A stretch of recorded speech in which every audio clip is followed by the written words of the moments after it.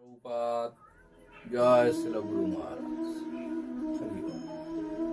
ईश्वर परम कृष्ण सच्चिदानंद विग्रह अनादिरादि गोविंद सर्व कारण कारण तुम्ही सर्वेश्वरेश्वर भजेंद्र कुमार तुम्हारो इच्छाय विश्वे सृजन संहार तब इच्छा मत ब्रह्मा करेन सृजन तब इच्छा मत विष्णु करेन पालन तब इच्छा मत शिव करेन संहार तब इच्छा मत माया सूर्य कारागार। हे कृष्ण करुणा सिंधु दीन बंधु जगत पते गोपेश गोपिका कांत राधा कांत नमस्ते तप्त कांचन गौरांगी राधे वृंदावनेश्वरी वृषभानुसुते देवी प्रणमामि। जय श्री कृष्ण चैतन्य प्रभु नित्यानंद श्री अद्वैत गदाधर शिवासादि गौर भक्तवृंद। हरे कृष्ण कृष्ण कृष्ण हरे राम राम राम हरे हरे। जय राम जय श्रील प्रभुपाद जय श्री जय पताका स्वामी गुरु महाराज। आगामी सोमवार शुभ जन्माष्टमी। तो এই জন্মাষ্টমী ভগবান শ্রীকৃষ্ণের 5250 বছর জন্ম আবির্ভাব তিথি। তো আমরা সবাই এই তিথি পালন করব। আর এই ভগবান শ্রীকৃষ্ণের আবির্ভাব রহস্য সম্বন্ধে আমরা আজকে এই ভিডিওতে আলোচনা করব। ভগবান শ্রীকৃষ্ণ যিনি চিন্ময় ধামে নিত্য অবস্থান করেন, তিনি বদ্ধ জীবদের প্রতি করুণা প্রদর্শন এবং তার ভক্তদের আনন্দ প্রদান করার জন্য এই ধরাধামে অবতীর্ণ হন। আর এই ধরাধামে ভগবানের আবির্ভাবকে এই অবতীর্ণকে আবির্ভাব বলা হয়। যদিও তিনি অজ জন্মরহিত, তবুও তিনি এই বদ্ধ জীবদের প্রতি করুণা প্রদর্শনের জন্য তিনি এই জগতে অজ হয়েও জন্মগ্রহণ করেন। তো পরম ব্রহ্মের জন্ম আমাদের মতো সাধারণ জীবের মতো নয়। তাই বলা হয় জন্ম কর্ম চমে দিব্য যো ব্যক্তি তত্ত্ব। এই ভগবানের জন্মকর্মটা দিব্য। যেমন সাধারণ জীব জন্মগ্রহণ করলে তার পূর্বজন্মের বিস্মৃতি হয়, কিন্তু ভগবানের ক্ষেত্রে সেটা হয় না। ভগবান সেই পূর্ণ স্মৃতি নিয়ে, সেই চিন্ময় দেহ নিয়ে এই জগতে আবির্ভূত হন। তো ভগবান যে এই জগতে আবির্ভাব হন তার কতগুলো কারণও আছে, কিন্তু সবচেয়ে হলো তিনি অহৈতুকী, যার কোনো হেতু নেই। অহৈতুকী কৃপা পরবশ হয়ে তিনি এই জগতে আবির্ভূত হন। এই জন্য তিনি অর্জুনকে বলেছেন যে আমার এই জন্ম দিব্য এবং কর্ম যথাযথভাবে যে জানবেন, তাকে আর দেহত্যাগ করার পর পুনরায় এই জগতে জন্মগ্রহণ করতে হয় না। তিনি আমার নিত্য ধাম লাভ করেন। তো ভগবান এই জগতে দুরকম ভাবে আবির্ভাব হন। একটাকে বলা হয় স্বদারক, একটাকে বলা হয় অদারক। ভগবান যখন তার পিতামাতাকে আশ্রয় করে এই জগতে আবির্ভূত হন, তখন তাকে স্বদারক বলা হয়। যেমন বামনদেব, শ্রীকৃষ্ণ, শ্রীরাম, এরা প্রত্যেকেই পিতামাতাকে আশ্রয় করে আবির্ভূত হয়েছে। আর যখন ভগবান কোন পিতামাতাকে নিমিত্ত বা আশ্রয় না করে আবির্ভূত হন, তখন তাকে বলা হয় অদারক আবির্ভাব। যেমন মিন, কুর্ম, বরাহ, নৃসিংহ, এগুলো তিনি সরাসরি আবির্ভূত হয়েছে। তো ভগবান যখন নৃসিংহ অবতারে হিরণ্যকশিপুকে বধ করলেন এবং প্রহ্লাদ মহারাজকে নিজের কোলে বসিয়ে, তিনি তখন তো না মানুষ না সিংহ, নৃসিংহ, অর্থাৎ অর্ধেকটা মানুষ অর্ধেকটা সিংহ, এই জন্য বলা হচ্ছে নৃসিংহ। তিনি যখন প্রহ্লাদ মহারাজকে আদর করছেন, তো আর প্রহ্লাদ মহারাজ তো ভগবানের এই স্নেহে খুবই আনন্দিত। ভগবান চিন্তা করলেন যে প্রহ্লাদ আমার কোলে বসে এই যে বাৎসল্য রস আস্বাদন করে কি আনন্দ পাচ্ছে, এই আনন্দটা আমি আস্বাদন করতে চাই। তাই তিনি পরবর্তীকালে সদারক হয়ে, অর্থাৎ পিতা মাতাকে আশ্রয় করে এই বাৎসল্য রস আস্বাদন করার জন্য তিনি আবির্ভাব হলেন এবং তিনি বামন দেব হয়ে আবির্ভূত হলেন।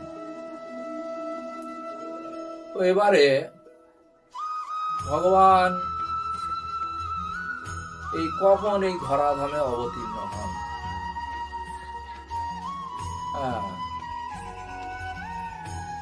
বিভিন্ন যুগে যুগে বিভিন্ন অবতারেরা আসেন, কিন্তু স্বয়ং ভগবান তিনি কখন এই ভূতলে আবির্ভাব হন? তো এখানে বলা হয়েছে চৈতন্য চরিতামৃতে, পূর্ণ ভগবান কৃষ্ণ ব্রজেন্দ্র কুমার, গোলকে ব্রজের সহ নিত্য বিহার, ব্রহ্মার একদিনে তিহ একবার অবতীর্ণ হয়া করেন প্রকট বিহার, সত্য ত্রেতা দাপর কলি চারি যুগ জানি, এই চারি যুগে দিব্য এক যুগ মানি, একাত্তর চতুর্যুগে এক মন্বন্তর, 14 মন্বন্তরে ব্রহ্মার দিবস ভিতর, বৈবস্বত নামক এই সপ্তম মন্বন্তর 27 চতুর্যুগ গেলে তার অন্তর, অষ্টাবিংশ চতুর্যুগে দ্বাপরের শেষে ব্রজের সহিত হয় কৃষ্ণর প্রকাশে। তো ভগবান ব্রহ্মার একদিনে একবার এই জগতে আবির্ভূত হন স্বয়ং কৃষ্ণ। ব্রহ্মার একদিন অর্থাৎ 432 কোটি বছরে ব্রহ্মার একদিন হয়, আবার 432 কোটি বছরে ব্রহ্মার এক রাত্রি হয়। অর্থাৎ এই যে সত্য, ত্রেতা, দ্বাপর, কলি, এই 4টে যুগ 1000 বার আবর্তিত হলে ব্রহ্মার একদিন হয়। তো এই যে সত্য যুগের বারে সময়সীমা তাহলে কত না 4,32,000 বছর। দ্বাপর যুগের সময়সীমা আবার তাকে 2 দিয়ে গুণ করলে 8,64,000 বছর। ত্রেতা যুগের সময়সীমা তাকে আবার 3 দিয়ে গুণ করতে হবে, অর্থাৎ কলি যুগের সময়সীমাটাকে 3 দিয়ে গুণ করতে হবে, তাহলে ত্রেতা যুগের বয়স বেরোবে, সেখানে হয় 12,96,000 বছর। আর সত্য যুগের সীমা তাকে আবার 4 দিয়ে গুণ করতে হবে, অর্থাৎ 17,28,000 বছর। তো এই 4টে যুগ যা সময়সীমা যোগ করলে হয় 43,20,000 বছর। এটাকে একটা দিব্য যুগ বলা যায়। তো এইরকম 71টা দিব্য যুগে এক মন্বন্তর, আর একটা মন্বন্তরে একজন মনু শাসন করে। তো এইরকম ব্রহ্মার একদিনে 14টা মনু শাসন করেন, অর্থাৎ 71 চতুর্যুগ করে বা দিব্য যুগ করে একজন মনু শাসন করেন। তো একটা মন্বন্তরে বিভিন্ন অবতারেরও আসেন, মন্বন্তর অবতার, যুগাবতার, এসব বিভিন্ন অবতাররা আসেন, কিন্তু স্বয়ং ভগবান আসেন ব্রহ্মার এই যে একদিনে, তাও কখন না বৈবস্বত মন্বন্তরে সপ্তম মনুর শাসনকালে। সপ্তম মনুর শাসনকালে বৈবস্বত মন্বন্তরে অষ্টাবিংশতি চতুর্যুগে দ্বাপরের শেষে স্বয়ং ভগবান এই জগতে আবির্ভূত হন। তো এইভাবে দেখছি ভগবান এই 432 কোটি বছর অন্তর মানে অর্থাৎ এই ব্রহ্মার একদিনে তিনি এই জগতে আসছেন। তো আমরা সৌভাগ্যবান, মাত্র 5,250 বছর আগে ভগবান এই জগতে স্বয়ং আবির্ভূত হয়েছিলেন এবং 125 বছর এই জগতে তিনি লীলা করেছিলেন। তারপরে তিনি এই জগৎ থেকে অপ্রকট হয়েছিলেন, অর্থাৎ মাঘ মাসের পূর্ণিমাতে শুক্রবার তিনি এই ইহধাম ত্যাগ করে অন্তর্ধান হয়েছেন। তো আর সেই দিন থেকেই কলি প্রবেশ করেছে, অর্থাৎ এই 2024-এ ভগবানের 5250তম শুভ জন্মতিথি। তো এইবারে ভগবান কখন আবির্ভূত হলেন? আমরা আগে জেনেছি যে ব্রহ্মার একদিনে 14 জন মনুষ্য শাসনকালে তার মধ্যে বৈবস্বত মনুর 27 চতুর্যুগ থেকে 28 চতুর্যুগে দাপর যুগ শেষ হওয়ার 125 বছর পূর্বে ভগবান এই জগতে আবির্ভূত হলেন।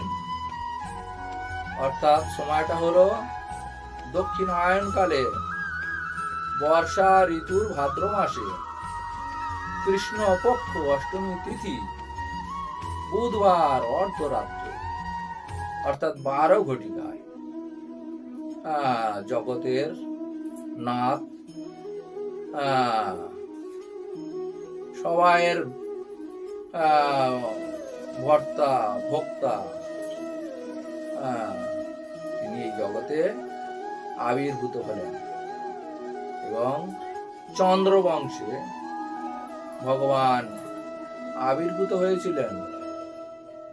সেই হেতু চন্দ্র তার প্রেয়সী রোহিণী নক্ষত্র সহ পূর্ণরূপে উদিত হয়েছিল।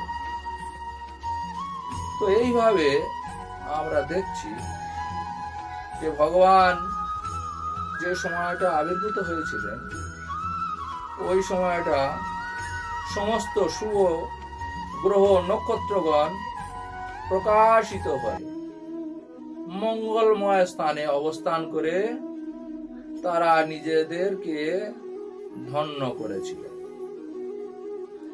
2 প্রহর রাত্রি হইল, চন্দ্রের উদয়, লগ্নে আসি গুরু বৈশে, ভৃগুর তনয়, বৃষে উচ্চ চাঁদ, মকরে ভূমি সুত, তুলায় শনি, কন্যায় বুধ, অতি অদ্ভুত। চন্দ্রের হেরায়ে দেখে ত্রিকুল সময়, শুদ্ধি হেতু দৈত্য গুরু, মিথুনে অর্ধকায়। তো এইভাবে ভগবান জগতে আবির্ভূত হলেন।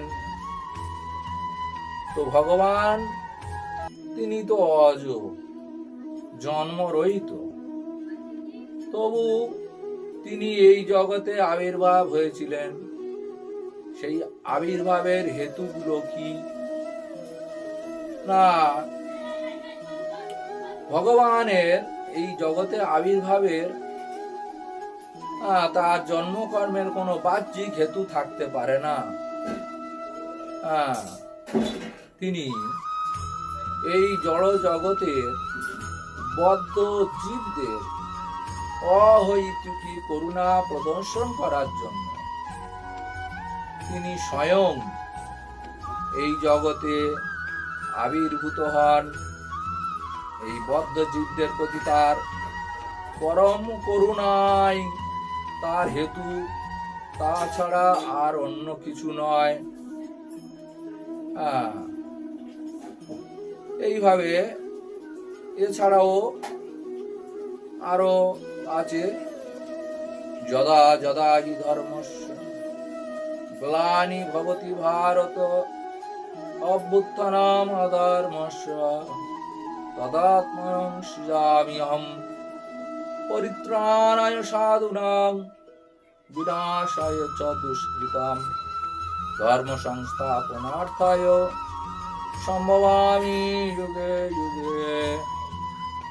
অর্থাৎ তিনি দুষ্কৃতদের সংহার করার জন্য যখনই ধর্মের গ্লানি হয়, অভ্যুত্থান, অধর্মের যখন অভ্যুত্থান হয়, সাধুদের বিনাশকারীদের নাশ করার জন্য, ধর্ম সংস্থাপন করার জন্য তিনি যুগে যুগে অবতীর্ণ হন। তো এই যে আবার বলা হচ্ছে যে ভগবান এই জগতে আসার কারণ হলো আরেকটা কারণ, যে ক্ষীর সমুদ্রের তীরে বসুন্ধরা সহ ব্রহ্মা, শিব আদি দেবতাগণ ভগবান বিষ্ণুকে অসুর দ্বারা ভারাক্রান্ত হওয়ার কথা জানালে পৃথিবীর এই ভার হরণ করার জন্য স্বয়ং কৃষ্ণ অবতীর্ণ হবেন, সেই নির্দেশ তারা বিষ্ণুর কাছ থেকে প্রাপ্ত হলেন। তো এ থেকে বোঝা যায় যে পৃথিবীর ভার হরণ করার জন্য স্বয়ং কৃষ্ণ আবির্ভূত হয়েছিলেন। ধরিত্রী মা সমস্ত ভার বহন করতে পারেন, কেবলমাত্র তিনি ব্যভিচারী, অত্যাচারী, অনাচারী, মিথ্যাবাদী এই রকম ব্যক্তিদের ভার তিনি গ্রহণ করতে পারেন না। তো তৎকালীন সময় এই ক্ষত্রিয় রাজন্যবর্গ তারা নানা ধরনের ব্যভিচারে লিপ্ত হতে লাগলো। তারা ব্রাহ্মণ্য সংস্কৃতিকে উপেক্ষা করে চলল, যার ফলে পৃথিবীর ভারাক্রান্ত হয়ে গেল। আর সেই ভার লাঘবের জন্য তিনি ব্রহ্মাকে জানালেন, আর ব্রহ্মা সহ সবাই ক্ষীর সমুদ্রে ভগবান ক্ষীরোদকশায়ী বিষ্ণুর কাছে প্রার্থনা করলে তিনি আশ্বাস দিলেন যে জগতের নাথ জগদীশ্বর তিনি স্বয়ং এই ভূভার লাঘব করার জন্য এই জগতে অবতীর্ণ হবেন। তো এবারে বলা হচ্ছে যে কৃষ্ণের যেই হয় অবতার কাল, ভার হরণ কাল তাতে হইল মিশন। পূর্ণ ভগবান অবতারে যেই কালে, আর সব অবতারে তাতে আসি দিবে। নারায়ণ চতুর্ভুজ, মৎস্য আদি অবতার, যুগ মন্বন্তর অবতার যত আছে আর, সবে আসি কৃষ্ণ অঙ্গে হয়ে অবতীর্ণ, হইছে অবতারে কৃষ্ণ ভগবান পূর্ণ। অতএব বিষ্ণু যখন কৃষ্ণেরও শরীরে, বিষ্ণু দ্বারে কৃষ্ণ করে অসুর সংহারে। ভগবান যে যুগে যুগে অবতীর্ণ হয়ে অসুর সংহার করে পৃথিবীকে ধর্ম সংস্থাপন করেন, এই কাজগুলো তার যুগ অবতার আদির দ্বারা হয়। এটা কৃষ্ণের কাজ নয়। শ্রীকৃষ্ণ স্বয়ং প্রতি যুগে অবতীর্ণ হন না, তিনি প্রতি কল্পে একবার অবতীর্ণ হন। তো ভগবান এই জগতে তিনি আবির্ভূত হয়েছিলেন এবং এই দুর্যোধন এইসব দুর্বৃত্তদের তিনি তাদের দর্পচূর্ণ করার জন্য তিনি পাণ্ডব পক্ষ অবলম্বন করে তিনি কুরুক্ষেত্রে যুদ্ধ করেছিলেন। আর সেই সময় সবাই কিন্তু ভগবানকে চিনতে পারেনি যে তিনি স্বয়ং ভগবান। একমাত্র পাণ্ডবরা এবং দ্রৌপদী, কুন্তী, ভীষ্মদেব, বিদুর ছাড়া আর বেশিরভাগ মানুষ যে তিনি স্বয়ং ভগবান এটা তারা জানতো না।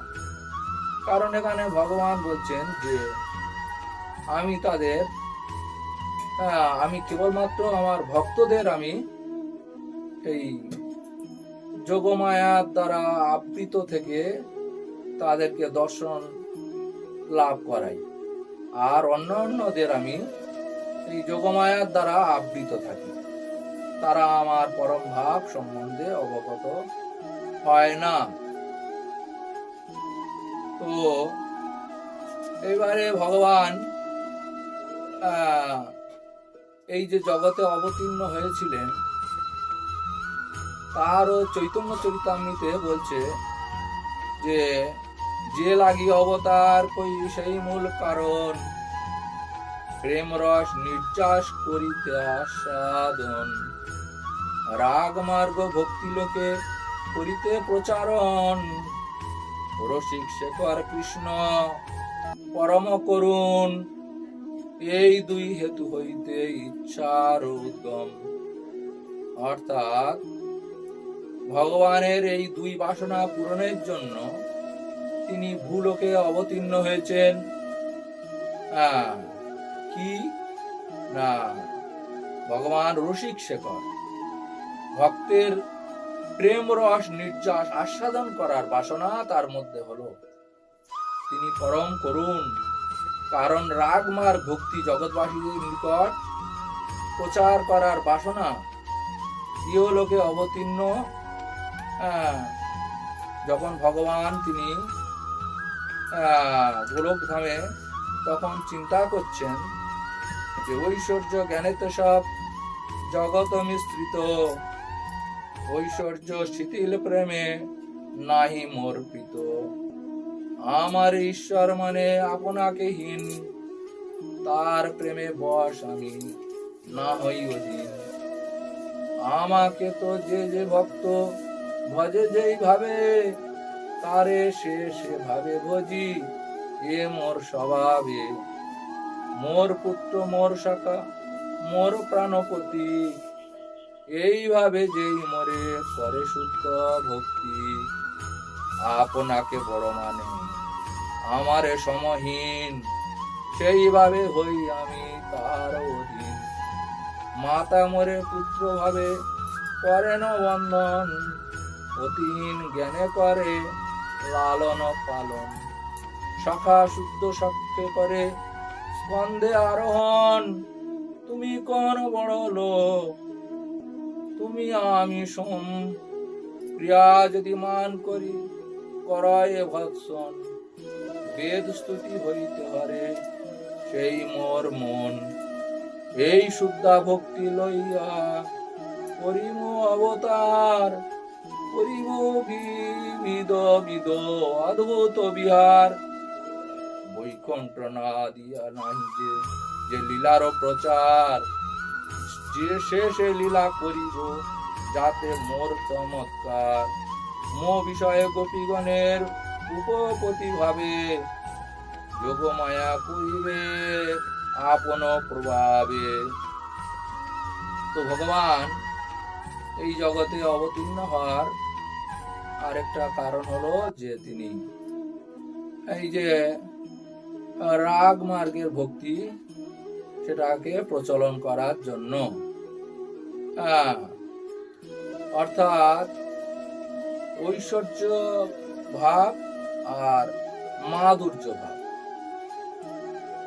ঐশ্বর্য ভাবে ভগবানের সঙ্গে যে সখ্যভাবে তার সেবা হয়, দাস্যভাবে তার সেবা হয়। ভগবান তিনি ঐশ্বর্যময়, তাকে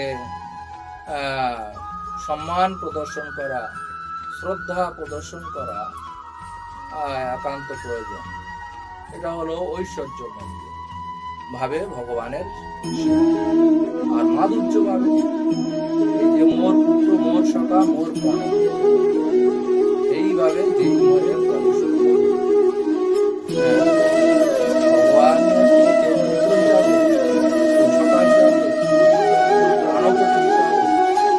ভগবানের